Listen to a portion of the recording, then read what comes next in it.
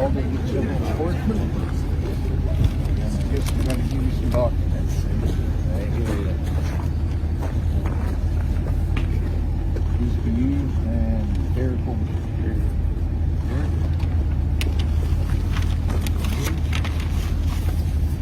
Fire started?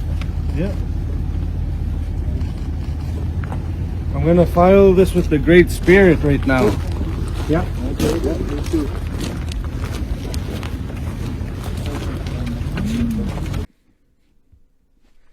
Hey guys, and welcome back to another episode of Tell Me I'm Wrong. So today I wanted to go over and talk about a few things here that I seen over Halloween. Obviously, we took a break on the weekend, so we're gonna cover it today.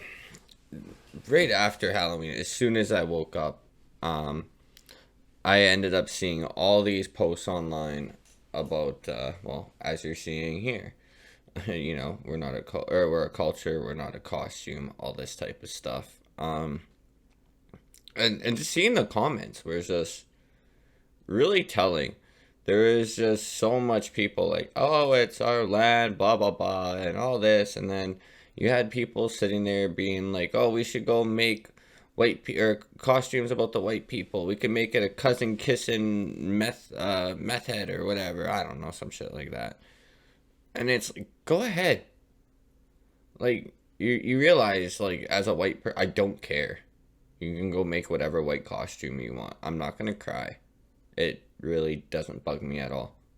I think it's not going to bug many other white people either, especially on Halloween. It's kind of the point of it. Just dress up and have fun.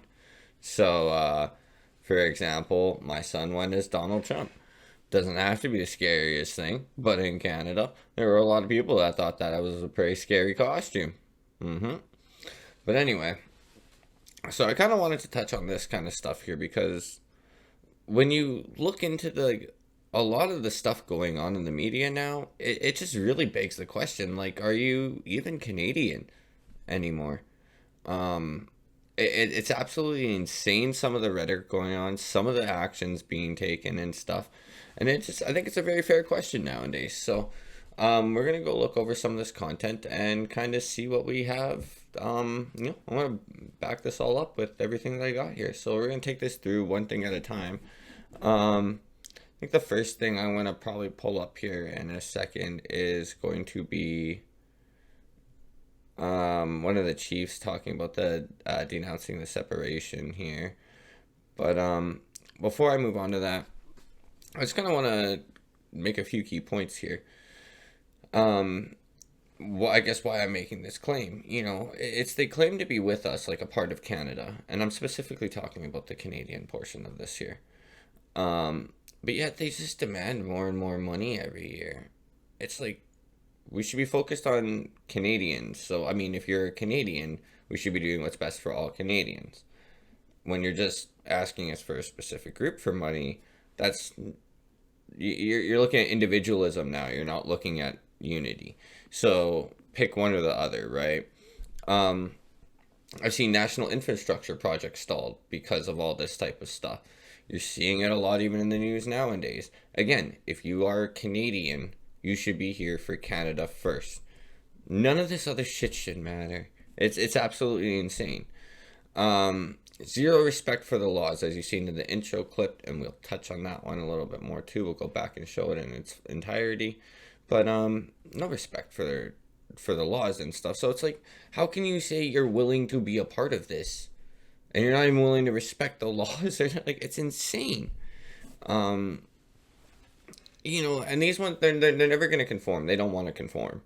So I would argue the reasonable question would be is like, look, if you just want to do your own, that's fine, man. I don't think anyone has a problem with that. But we're going to find a corner. You're going to go sit in said corner, and you're going to be like one of those untouched kind of tribes, and you go do whatever you got to do. But don't ask for handouts. Don't ask for money. You're on your own. That's the price that it comes with, right? So, and I do want to start. I guess I should start with this, but I do want to emphasize. I have a lot of Native friends.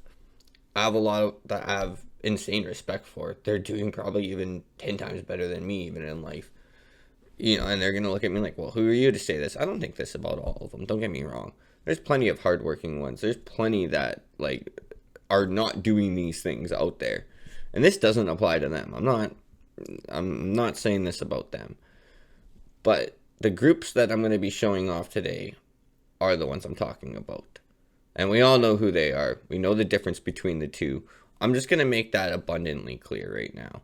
I'm not saying all, but we know which group this is. So we'll get on to the chief here and we'll see what he has to say.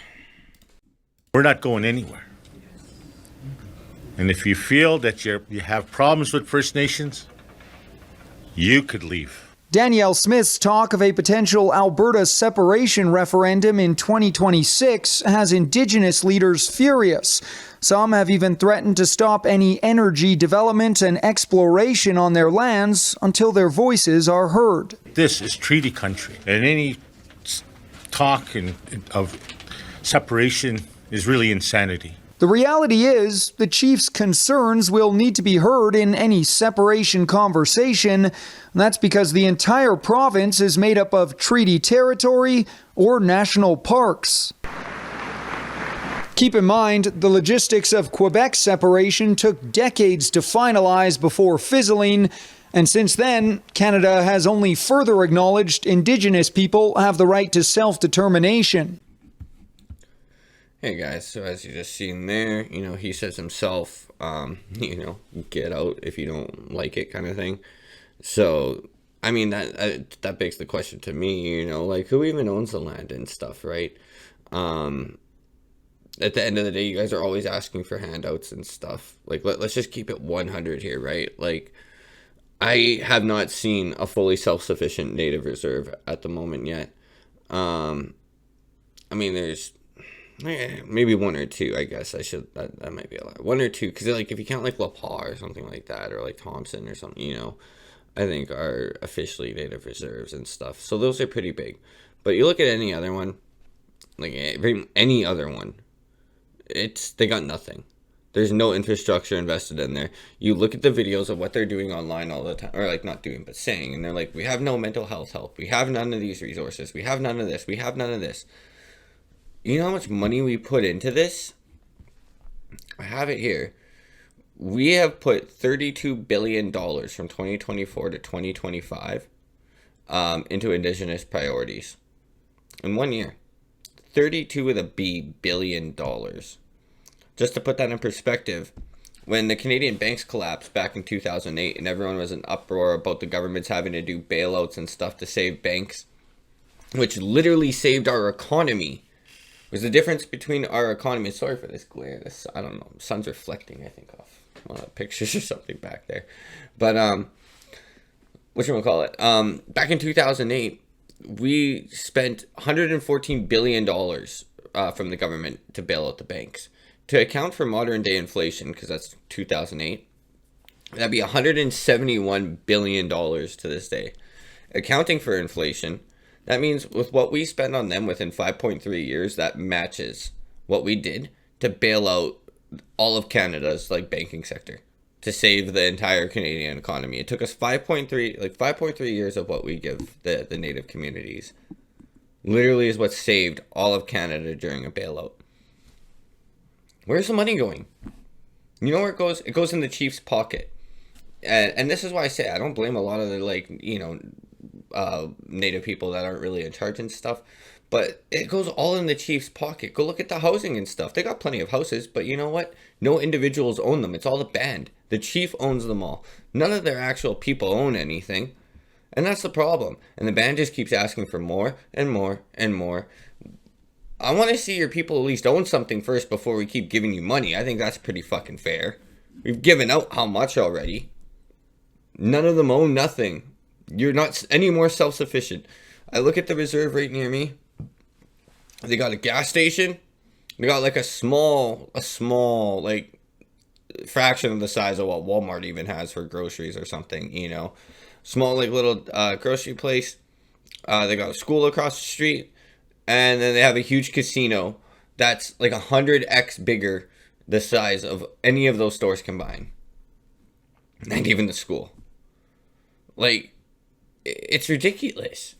You can't tell me you're making smart decisions and stuff, and then you're going to be like, well, it's our land. You don't like it, get out. You're not doing nothing. You got to do something with it. Or at least stop asking for handouts. Like, something needs to be done. You can't have your cake and eat it too. And cry every time and be victim every single time someone calls you out. No. It doesn't work that way. It really doesn't. So here, we're going to go on to the next thing here. We'll see what you guys think of this. A new survey by Nanos finds the majority of Canadians are in support of national infrastructure projects. That's even if Indigenous nations oppose them. To break this down further, CTV's Abigail Beeman joins us now from Ottawa with the latest. Ottawa, great to see you this afternoon. Can you bring us up to speed and tell us more about the findings in this Nanos poll? Right, so this was a Nano survey done for CTV, and the overall headline is exactly what you said, that overall the majority of Canadians are in the mood for national infrastructure projects. The majority of Canadians support national infrastructure projects, regardless of opposition from various categories or potential opposition from various categories, and that's provincial, Indigenous opposition, as well as in the case of potential oil and gas route through the Arctic, as Manitoba has recently been musing about, environmental concerns. Even if there are environmental concerns, in that case, 60% of Canadians would support a national infrastructure project through the Arctic. Going back to where I started in terms of provinces and Indigenous nations, 77% of Canadians would support national infrastructure projects, even if provinces oppose. And when it comes to Indigenous nations, 7 in 10 Canadians, 70% would support or somewhat support national infrastructure projects, even if Indigenous nations are opposed to them. So lots to process there. Sure, lots to process. But what about the reaction that's coming in from Indigenous groups on this particular poll? That's right. So I've reached out in quite a few places, and before deadline, did not hear back from the Assembly of First Nations or the Inuit Tapiriit Kanatami. Haven't heard back from them yet, but I did have a lengthy conversation with a group called the First Nations Major Projects Coalition, and that's a group that represents 180 First Nations members who are supportive of development, and the group aims to push back against this concept that First Nations groups oppose development, so long as that development is done with First Nations rights respected and environmental concerns respected, and with First Nations having a proper seat at the table. Taking a step back, that's what we've seen the Prime Minister talking about, all summer long. We've shown you pictures of those 3 summits that he held with various Indigenous groups over the summer, promising to listen to their concerns, and all the while talking about building a major projects office and an Indigenous Advisory Council, and having those up and running by Labor Day. So the message from the First Nations Major Projects Coalition, who I mentioned I was speaking to, was that they don't believe that Canadians are fully understanding what First Nations groups bring to the table, and that First Nations groups present an opportunity rather than a risk to development, and that First Nations group help to actually de-risk projects and attract investors if they're at the table. So an interesting perspective there. And again, the overall headline here is that regardless of opposition from various corners, Canadians are in favor of national infrastructure projects. So we even see here from the CTV, which is Canada's propaganda machine, that they're even pushing back on this a little. They even have to admit the truth, I should say. And they're saying, look, the average Canadian wants this done. This is what Canada wants. And we're sick of being pushed back from all these groups. Obviously, we got groups like the government standing in the way and blah, blah, blah. We're specifically talking about one topic, though, today. And as you can see, they mentioned in there all the Indigenous groups standing in the way of projects. Canadians are at the point we don't care. If it's going to make everything better for everyone, we don't fucking care at this point. And as you heard, she tried to reach out to all the groups. No one wanted to cooperate. One group was willing to cooperate and talk with her, and they represent 180 people. 180. I'm glad the 180 of you are trying. And like I said, I do know a good bit that, they don't fall into this category we're talking about today. But that's shameful numbers, guys. That's absolutely shameful. And you're going to sit there and talk about risk assessment saying that, you know, oh, we make everything better. Everything's more stable with us involved. No, you're not. You got 180 people on board for this. Nothing's stable with you. Let's be honest. Let's be honest. So stop beating around the fucking bush about this already.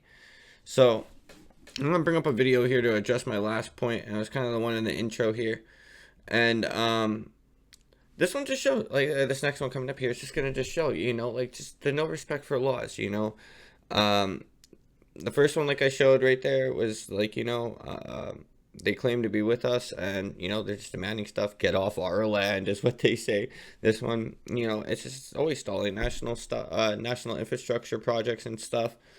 And, of course, for their own person, and they're like, no, well, we agree to do it. And that was the funny thing, if you listen to the caveat there. We're on board, but X, Y, Z, Q, W, R, E, R, T has to be met. And it's, so you're not really on board then, are you? Like, let's stop beating around the bush and just say for what it is. You're not really on board. Even the 180 that claim to be on board aren't really on board unless every demand that they want under the fucking sun is met. It's insane. It's absolutely insane. But we'll go on to the next clip here, and this one will show up, like I said, the zero respect for the laws and stuff, and I think this one illustrates it perfectly. Chief Isaac? My name's Gary Cashin. I'm a agent for all-day civil enforcement. And I guess we're going to give you some documents.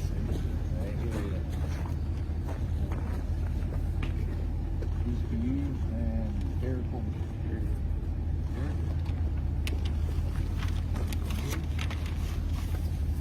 Fire starter?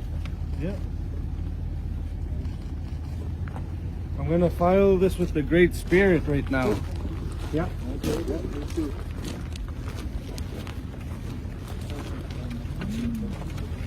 Hey!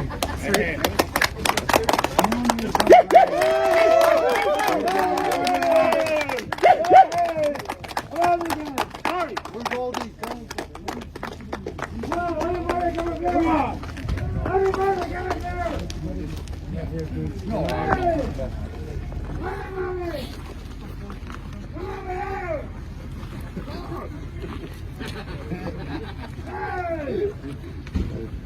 File that away too? Yeah.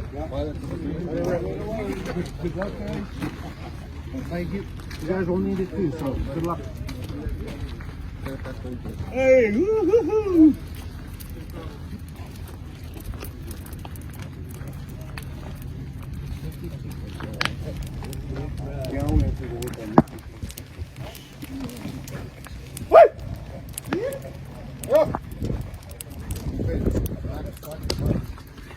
Woodland!